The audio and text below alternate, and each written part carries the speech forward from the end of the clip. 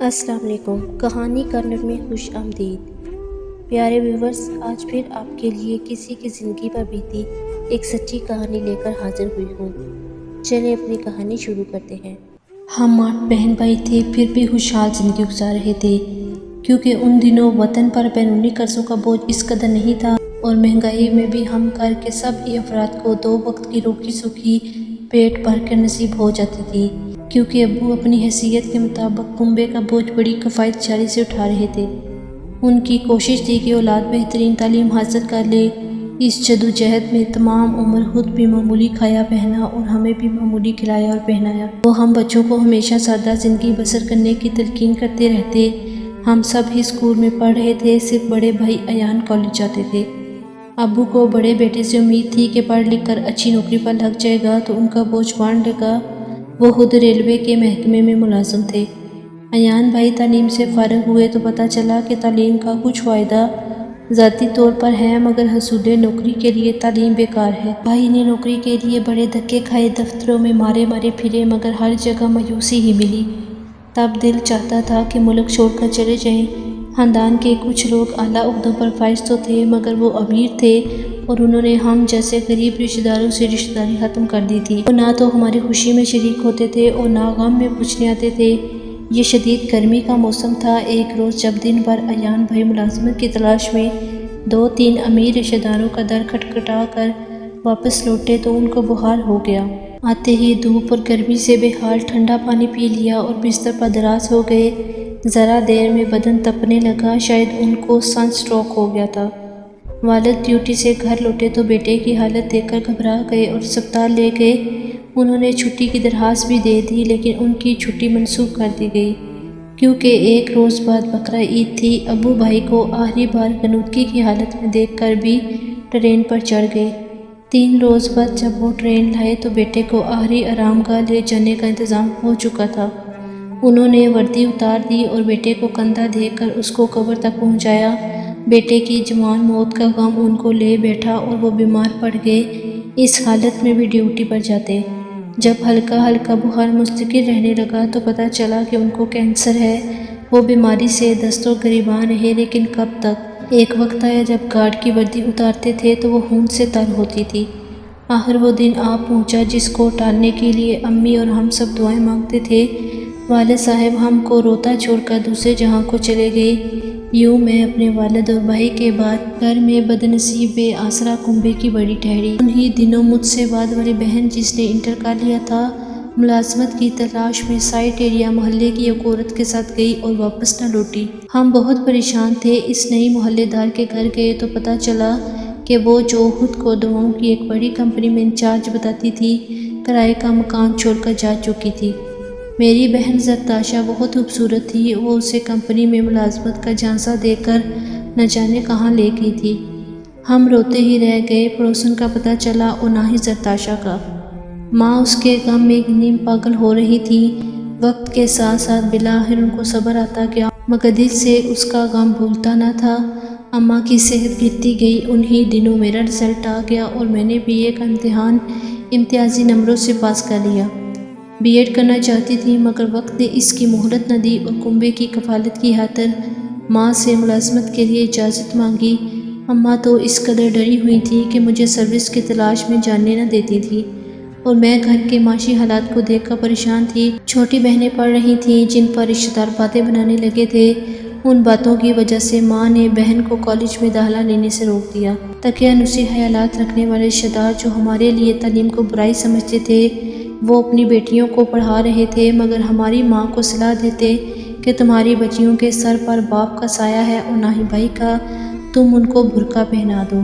جبکہ ابھی میری بہنوں کی عمریں 13 اور 14 سال تھیں۔ یہ رشتہ دار آوارہ لڑکوں کے رشتے ہمارے گھر لاتے تھے۔ ماں ان بیکار کے رشتوں سے تنگ آ گئی تو چچا سے جا کر فریاد کی کہ آپ نے ہم سے تغافل برت رکھا ہے، ادھر میرے میکے والے ہر روز بیکار رشتے لے آتے ہیں، میری بچیوں کے سر پر ہاتھ رکھ لیجئے تاکہ مجھ کو ایسی پریشانیوں سے تو نجات ملے۔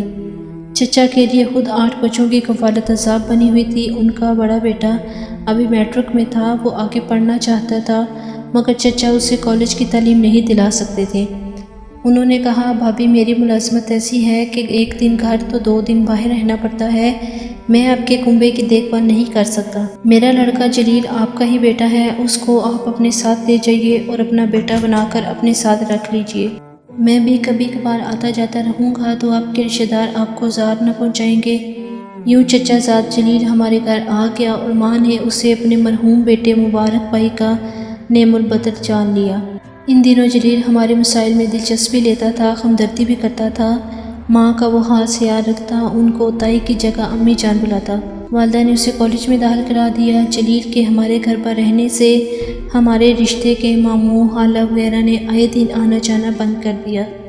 چچا زاد کی وجہ سے ان کی یلغار تھم گئی، گویا جلیل کا قیام ہمارے لیے سکون کا باعث بنا۔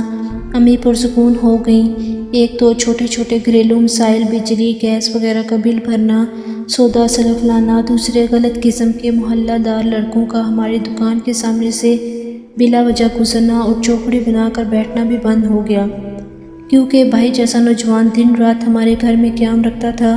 سب ہی کو معلوم تھا کہ یہ ہمارا چچا زاد ہے۔ انہی دنوں خوش قسمتی سے میری ملازمت ہو گئی اور میں قریبی اسکول میں پڑھانے لگی۔ گزر بسر بہتر ہو گئی تو ماں کو اور سکون ملا۔ جلیل کی تعلیم کا خرچہ میں ٹیوشن پڑھا کر پورا کرنے لگی۔ 2 سال بعد اس نے امی سے کہا کہ وہ میری منگنی اس کے ساتھ کر دیں۔ والدہ بولیں بیٹے تم پہلے تعلیم مکمل کر لو اور نوکری پر لگ جاؤ تو میں تمہاری منگنی منورہ سے کر دوں گی۔ 6 سال تک جلیل ہمارے ساتھ رہا، وہ پڑھتا رہا اور میں اس کی تعلیم کا خرچہ اٹھاتی رہی۔ اس عرصے میں اس نے بھی ہم لوگوں کا بہت خیال رکھا، امی کو سکھ دیا۔ میری والدہ بھی اس کے لاڈ ایک ماں کی طرح اٹھاتی رہیں، سب سے کہتی کہ میرا بیٹا مرا نہیں، جلیل کی صورت میں پھر سے زندہ ہو گیا ہے۔ جلیل بھی قسمیں کھاتا تھا کہ منورہ میری امانت ہے، نوکری ملتے ہی اس کو اپنا لوں گا اور آپ لوگوں سے کبھی جدا نہیں ہوں گا، کیونکہ آپ اکیلے ہیں اور آپ کو میری ضرورت ہے۔ امی نے اپنے زیور بھی جلیل کی باہری فیسوں کی نظر کر دیے، مگر ہم نے ملال نہ کیا۔ امی کی تھوڑی بہت زمین تھی، وہ بھی جلیل پر لگا دی کہ یہ میرا بیٹا ہے، اسی کو میرے گھر کا انتظام سنبھالنا ہے اور آگے میری بچیوں کی شادیاں بھی اسی نے کرانی ہیں، لڑکیوں کا کیا ہے، یہ تو پرایا دھن ہے۔ زمین کے بعد اب مکان کی باری آ گئی۔ جلیل نے بزنس کا جھانسا دے کر امی کو اپنا ہم خیال بنایا اور مکان بکوا کر دکان اپنے نام خرید لی کہ اس میں وہ اپنا جنرل اسٹور کھولے گا۔ دکان اپنی ہوگی تو جنرل اسٹور کو ادھر سے ادھر شفٹ کرنا نہ پڑے گا، ایک جگہ کاروبار جمع رہے گا۔ میں تو اس آس پر خاموش تھی کہ کچھ دنوں میں میری جلیل سے شادی ہو جائے گی۔ مجھ سے چھوٹی دونوں بہنیں البتہ خفا ہوئی تھیں، مگر میں نے اور امی نے ان کو چپ کرا دیا تھا۔ تب لگتا تھا کہ جلیل تو ہم پر جان دینے کو تیار ہے اور ہم اس کے بارے میں غلط سوچ رہے ہیں۔ ایک روز ایسا بھی آیا کہ پھر ہمارا انسانیت پر سے اعتبار ہی اٹھ گیا۔ جلیل نے میری بہن کو بدنامی کا داغ لگا دیا۔